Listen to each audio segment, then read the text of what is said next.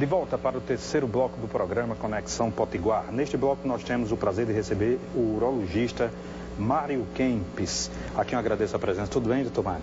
Eu que agradeço novamente o convite e fico muito feliz de poder hoje estar aqui com vocês aqui para poder falar desse tema tão importante, né? É verdade. Na última vez que o senhor esteve aqui, a gente falou começou a falar e não desenvolveu a questão da sexualidade masculina e o senhor disse que isso estava relacionado à felicidade. Como é que é isso? Bom, hoje... Não tem felicidade sem sexo? Não, é difícil. Pode existir, mas existe, mas não é o cotidiano, né? Hoje, os exames para se avaliar a qualidade de vida, um dos parâmetros que é mais avaliado, que tem uma maior pontuação, é a sexualidade, né?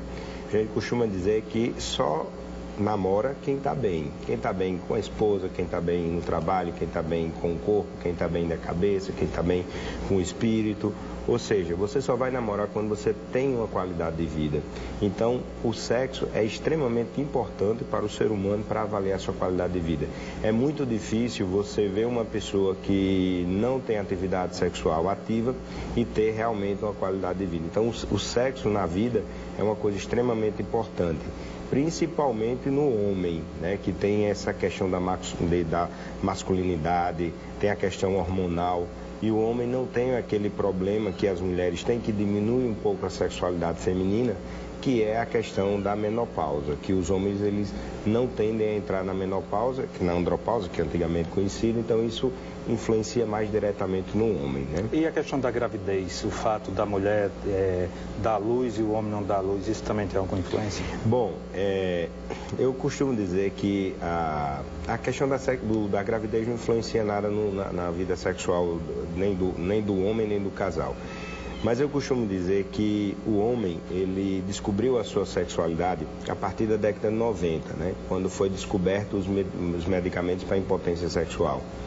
Porque antes da década de 90, antes de se descobrir os inibidores da fosfodiesterase tipo 2, falando miúdo que é o Viagra, não se tinha muito o que fazer para os homens. Os homens eles tinham a impotência, os medicamentos não tinham um efeito muito bom e os homens acabavam padecendo dessa doença, que era a impotência, e realmente não tinha o que ser feito. Os medicamentos eram ruins, funcionavam às vezes, não funcionavam outras vezes, não funcionava para todo grupo de pessoas. Quando se descobriu os medicamentos tipo Viagra, o Viagra, esses medicamentos, veio para o homem o que a pílula anticoncepcional veio para as mulheres. Porque as mulheres antigamente elas não tinham uma vida sexual tão ativa porque elas tinham o problema da gravidez. Se elas namorassem muito, elas acabavam engravidando. Se nós formos buscar nossas avós, elas tinham 14, 15, 20 filhos, né? Então isso era um tabu. E os homens, quando começavam com o problema da impotência, eles acabavam não tendo muito o que ser feito por eles. E depois que descobriu esses medicamentos, o homem mudou a sua vida, né? O homem passou a realmente ter uma vida sexual mais ativa, passou a participar mais, a ter uma vida com qualidade e com quantidade satisfatória. Mas Deus é muito perfeito, né? Às vezes a gente corrige de um lado e vem o problema do outro. A população hoje que mais aumenta com os casos de DST, inclusive a AIDS, infelizmente, é a população idosa. Que não tem o hábito do uso da camisa do preservativo. Isso. Por quê? Porque o homem antigamente, o homem que era impotente, ele vivia na década de 70, de 60, que a vida sexual era diferente, não existia AIDS, as doenças eram muito limitadas. Hoje não, a AIDS está em todos e não existe mais grupo de risco para AIDS. E essas pessoas que voltaram ao mercado de trabalho, né, voltaram a ter uma vida sexual através dos medicamentos, eles ainda têm aquela cabeça antiga, aquela cabeça que pode tudo. Antes do HIV. Do HIV, né? Então essas pessoas acabam não tendo o uso do preservativo. Então a importância que esses grupos passem a usar o preservativo para evitar essas doenças, porque é muito triste, a gente observa muito no consultório, infelizmente, às vezes você pega uma senhora de 50 anos, 60 anos, bem casada, com um neto e com HIV positivo, né? Com AIDS, porque o parceiro não cuidou. Então é assim, os medicamentos para disfunção erétil jogaram o homem de novo no mercado, né? Na vida sexual.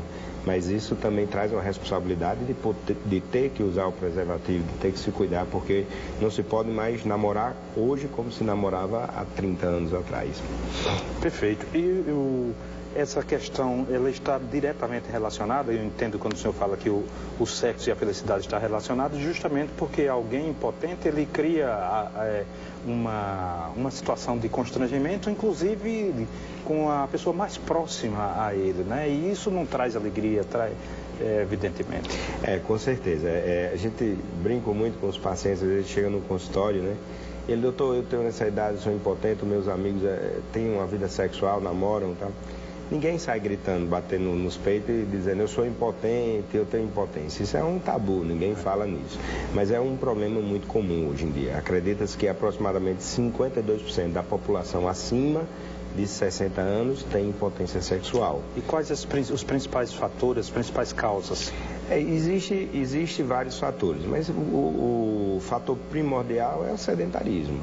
É a obesidade, é o tabagismo, é o etilismo, é a falta de atividade física, é o não se cuidar.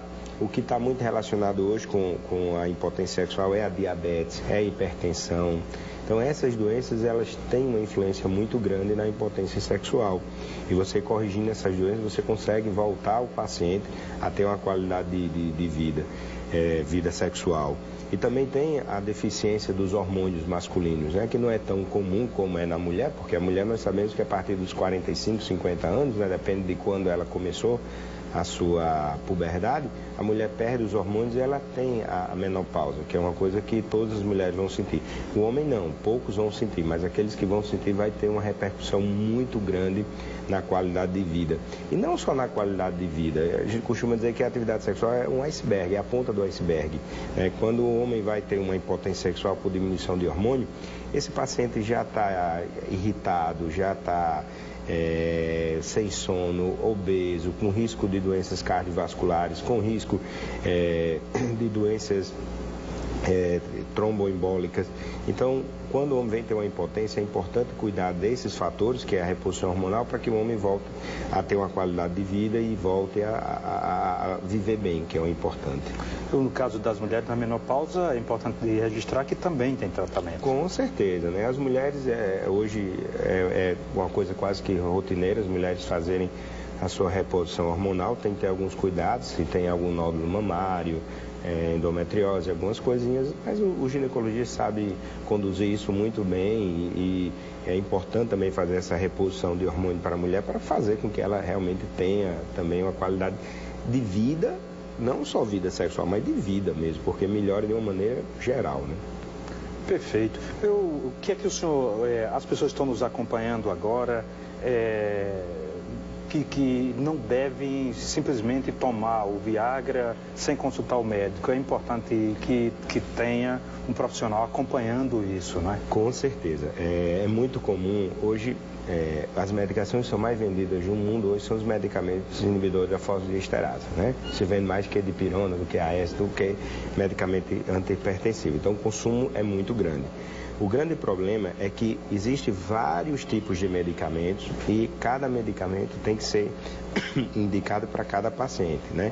Tem que ver se esse paciente não tem algumas contraindicações que podem proibir o uso desse medicamento e tem que saber como é a vida sexual do paciente, o que ele pretende fazer, o que ele quer para a sua vida sexual, porque existem vários tipos de medicamento e a gente pode adequar o medicamento certo para aquele paciente. É aquela história, a mesma coisa que às vezes você querer apagar um fogo, uma brasa com um carro-pipa, ou às vezes você querer apagar um fogo cuspindo. Então, tem que adequar o medicamento para cada paciente. Então, é importante que você consulte o seu médico, que converse, para ele poder orientar o medicamento, que no pior das hipóteses vai ter uma economia no seu bolso. Muitíssimo obrigado, Mário Kempis, pela conversa que valeu uma consulta. Lhe passo o Jornal Potiguar Notícias, que está nas melhores bancas. Muito obrigado. Eu que agradeço o convite e sempre vou estar à disposição. Muitíssimo obrigado. A você que nos acompanha, muitíssimo obrigado pela sua indispensável companhia. Tchau.